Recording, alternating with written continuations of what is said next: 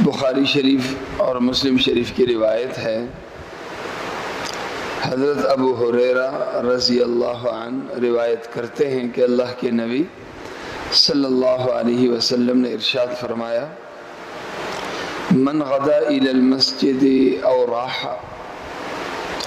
اعد اللہ له نزله فی الجنة كلما غدا او راح۔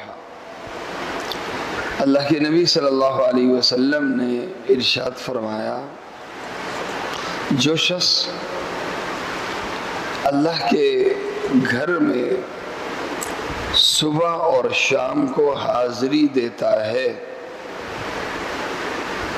یہ اللہ کا مہمان ہوتا ہے،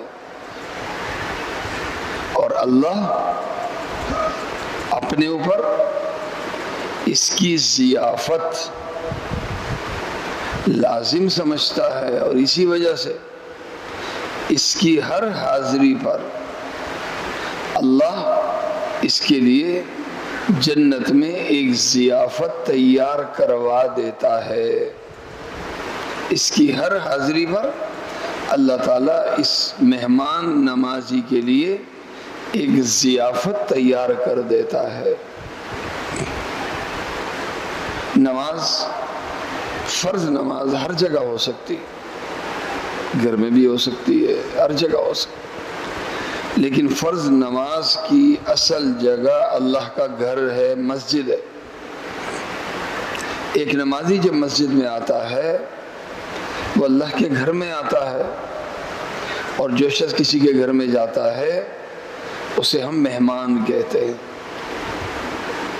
ایک شریف میزبان کے گھر میں آنے والا مہمان خالی ہاتھ نہیں جاتا، بغیر کھائے پیے نہیں جاتا۔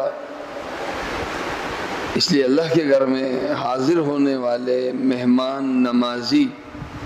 ان کی ضیافت بھی اللہ تعالیٰ اپنے اوپر لازم کر لیتا ہے، اور اسی کے نتیجے میں ہر نمازی کی ہر حاضری پر اس کے لیے ایک ضیافت جنت میں تیار ہو جاتی ہے۔ اللہ تعالیٰ مجھے اور آپ سب کو عمل کرنے کی توفیق